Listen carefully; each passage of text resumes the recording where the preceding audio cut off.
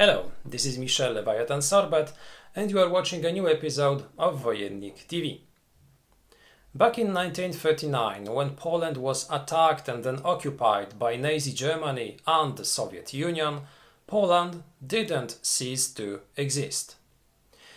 The Polish government went underground and created a complex structure of organizations and connections which were supposed to maintain Polish presence on Polish soil.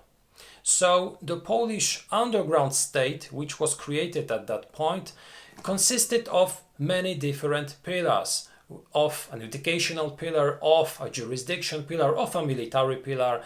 It was compared to ministries which are part of contemporary governments.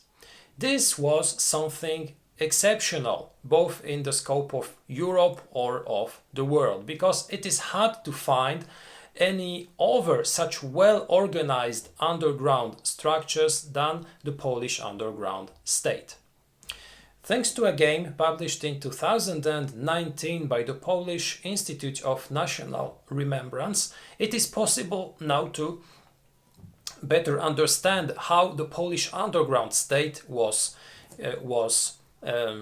built and what were its major pillars of activities or the connections between those pillars.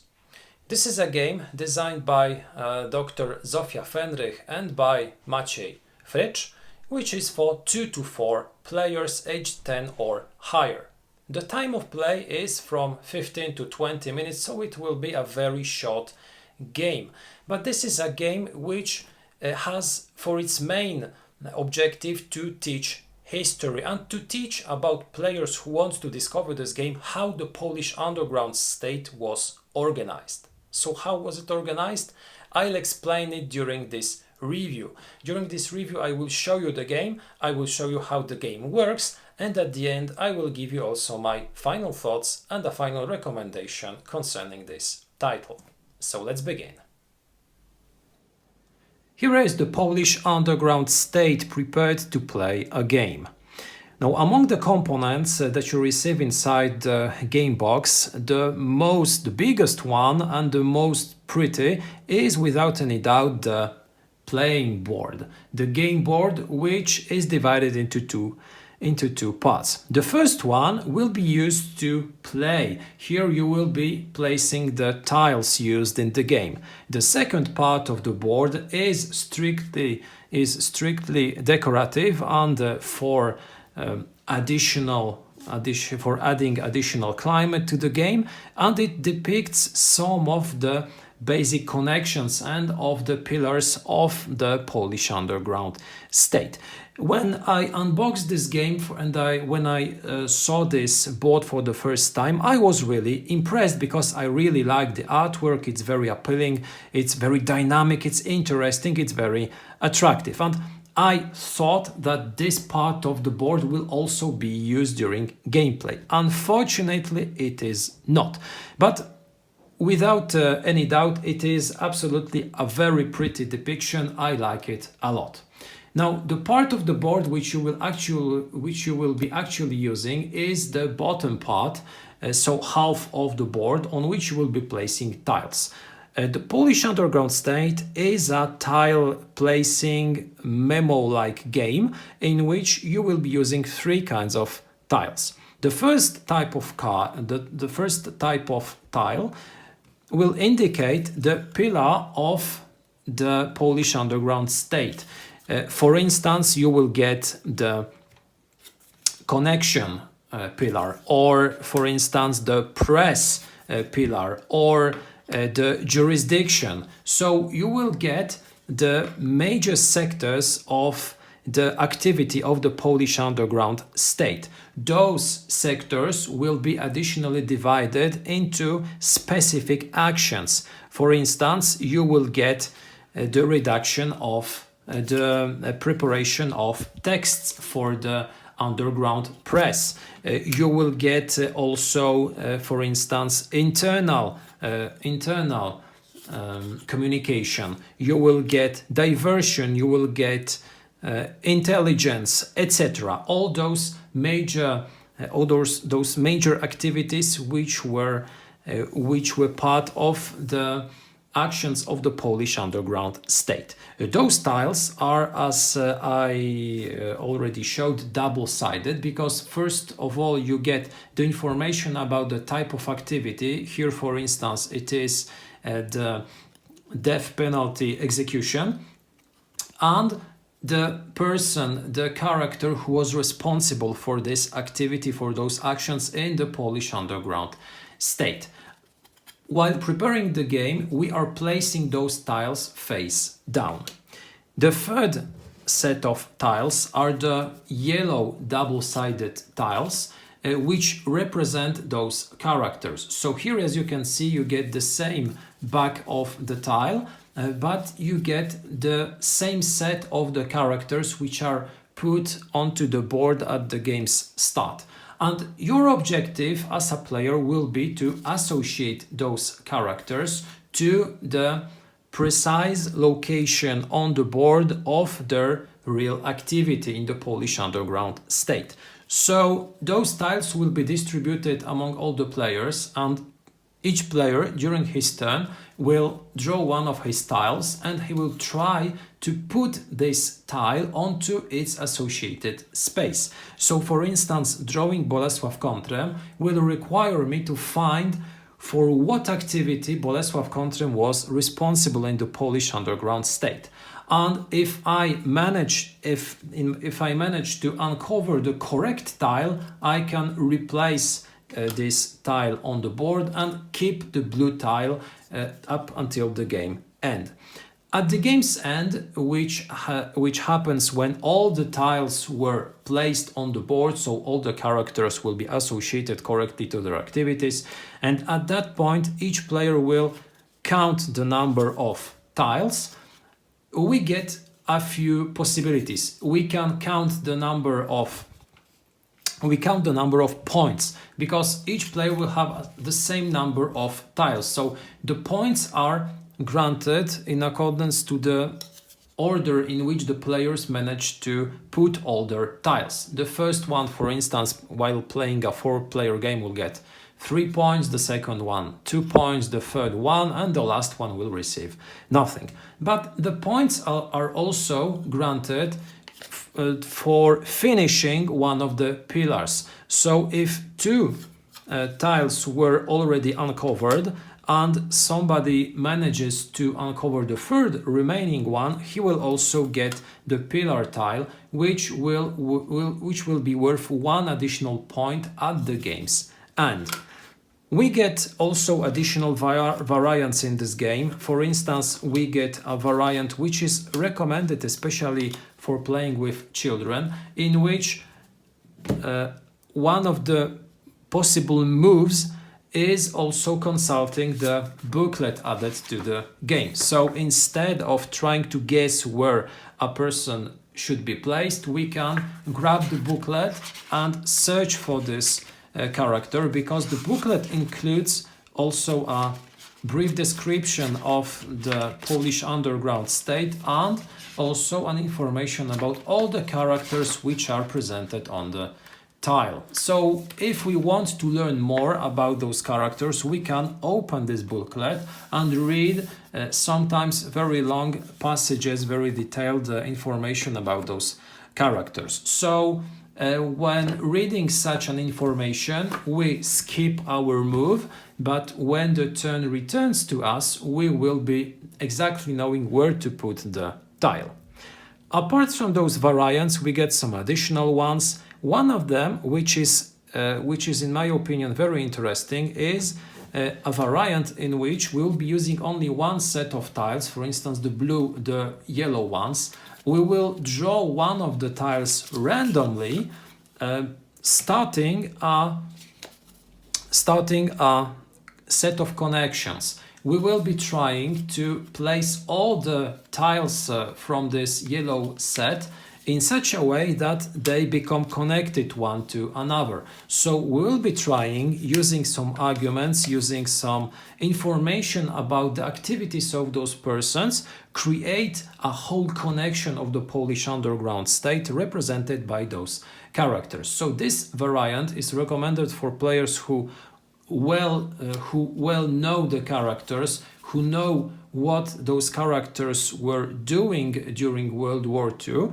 And this is also an interesting variant because here in the basic variant, as you can see, each character is associated to one specific activity. For instance, Witold Pilecki is associated to the intelligence style.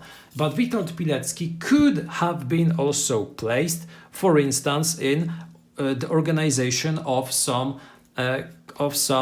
resistance structures, because he also did such things during World War II. So while using this variant of creating those connections, we can use, for instance, Pilecki, argumenting, putting him next to another character who was part of the Polish underground army, and we can use additional arguments, additional information concerning this character in order to reinforce our thesis, in order to try to convince other players why this character is associated to the current connection. So this is an interesting variant, a variant which is not competitive, it's a cooperative variant, a variant which will help us to better understand the complexity of the activity of the Polish underground state. And this is pretty much it when it comes to the rules, when it comes to the gameplay of the Polish underground state. Now, I would like to give you my final thoughts about this game, and I would like to briefly explain what I think are the strong and weaker points of this title. The Polish underground state is a game which is supposed to be primarily an educational tool.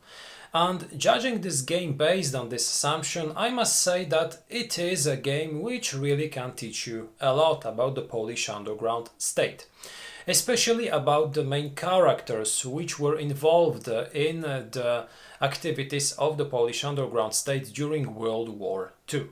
So one of the strongest points of this game would be, without any doubt, the educational value of this title. If you want to teach your children, if you want to learn something about the Polish underground state and its main characters, this is a perfect tool.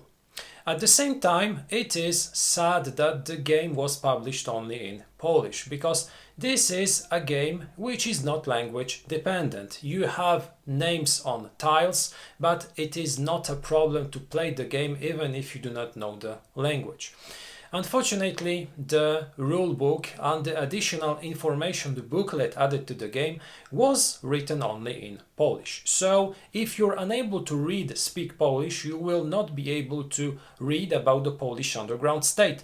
You will not be able to additionally enhance your knowledge about the characters represented in the game, because all is written in Polish. So in my opinion, this game should have been published in Polish and English, or in Polish and French, in Polish and other languages. Some other games published by the Polish Institute of National Remembrance were published in 2, 3 or even 4 languages, and it was a good idea because thanks to it, the game could be used as an educational tool, as a promotional tool, which would help to understand by foreigners what the Polish underground state was. Now it's primarily a game which will be played and used by Poles. But Poles already know a lot about the Polish underground state. Of course, the vast majority of the characters in the game are less well known by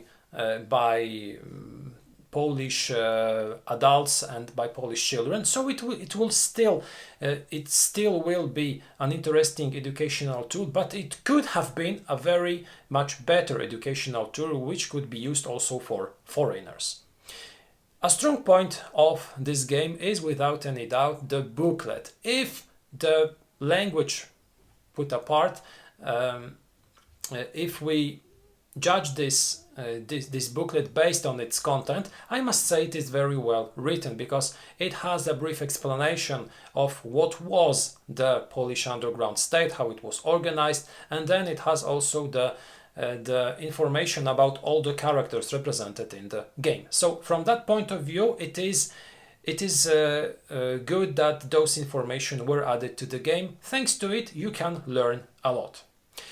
One of the strongest points of this game is also the fact that you will be able to play a game very, very quickly. You will be able to explain the game very quickly, and also you will be able to learn the game very quickly. It's a game to be played out of the box in 15 minutes, so it is very quick. And from that point of view, it is also a strong point of the game, because it will not be something boring for people who will play the game. It will not take a long time. Another thing which is, in my opinion, a strong point of this game is the fact that you receive more than one variant in this game. So you have the possibility to divide the tiles in different ways. You can use the variant in which you are using the booklet, searching for some information. You have also the very interesting variant in which you will be trying to recreate the structure of the Polish underground state using the different tiles. This is not a competitive variant, it is more a cooperative variant, a variant for advanced players who wish to explore more things about the background, about the history of different characters which are represented in the game. And it is really interesting. It is something which will suit history buffs, or people who are already used to the basic variant and who well know the characters and their place on the different pillars of the Polish underground state. So what, in my opinion, are the weaker points? Well, I have already said a few words about the booklet. I won't be repeating them. Apart from this, I believe that what irritated me in this game is the game board, because when unboxing this game, when I did the unboxing of this game, I said that I really enjoy the fact that we receive a mounted board with a very nice representation of the different connections, with some nice pictures, but this game board is not at all functional. You receive a big board from which you will be using only half of it. So this game takes twice the amount of place that it should take. It's pretty. It's a nice representation of some Polish patriotical elements, but it is totally useless in this game. I do not like dead parts of boards in board games. I like maps or boards which are designed in such a way that you are using absolutely every part of such a board. Here you're using half of the board. Another thing is the fact that the rules, although very easy, are not very well written, because you do have some question marks when reading those rules. Some rules are ambiguous. For instance, in the first variant, you do not know if the tiles distributed among all the players should be kept hidden, or you can look at them and choose the one that you want, or do you have to put them into a stack and always take the tile from the top of this stack. It's unclear, and you should always, when playing this game, explain to your fellow players how exactly you should use those tiles.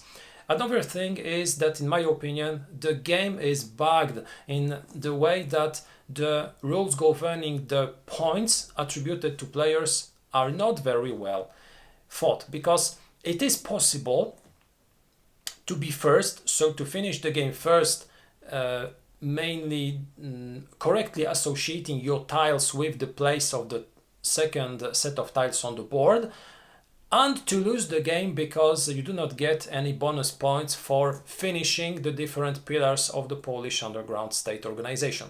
Because the rules say that the game lasts until the last tile had been placed. So you can finish the game using your own tiles, but your opponent, who up until now had a lot of problems associating the characters in his hand to the characters on the board, now has a lot of time to try to associate the characters and at the same time to score points for finishing the different pillars, because remember, the additional points are granted for the player who finishes the pillar. So if the first player managed to put 2 tiles very quickly on one of the pillars, and the second player put only this one last remaining tile on in this pillar after 15 minutes, he will still get the point for doing so. So first doesn't mean first in this game, because you can be very quick, very precise and still lose. This not should be the case. The rules should be written differently. The game should be stopped when the first player puts his last tile, or when he does, his opponents should not score any points for finishing pillars, because in the way that the rules are written now, in my opinion, the game is unplayable, it is unfair. The last thing is the replay value of this title, because in my opinion it is a game which has not a big replay value. I said a few moments ago that Poles tend to know some of the characters included in this game, but after a few games you will get used to all the other characters. You will know what is their place on the board. So the game has absolutely no additional variant which helps us to randomize the location of those players. It is strictly associated to one specific place on the game board. So after a few plays, this game will be very repetitive.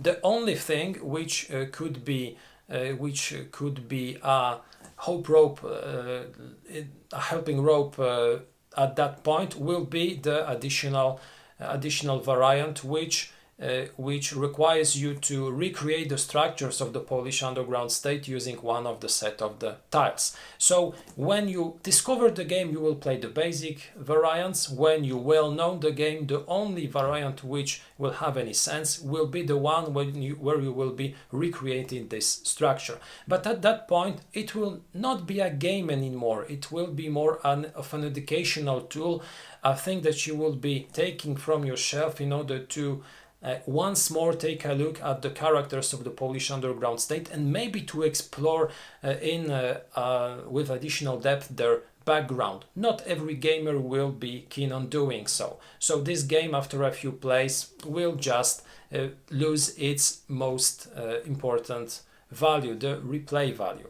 Having said that, I believe that this is an interesting design, a design which helps to promote Polish history, which helps to better understand the different types of activities of the Polish underground state during World War II, which also helps us to discover some characters less known in history in Polish society, but a game which, in my opinion, will rather quickly become quite boring and repetitive. A game which can still be interesting for history buffs who will want to recreate the different connections and explore some additional background about the actors of the Polish underground state. This was the review of The Polish Underground State, a game published by the Polish Institute of National Remembrance. I invite you to take a look at our other videos. We have also some unboxings and some additional reviews. Have a fantastic day and see you next time.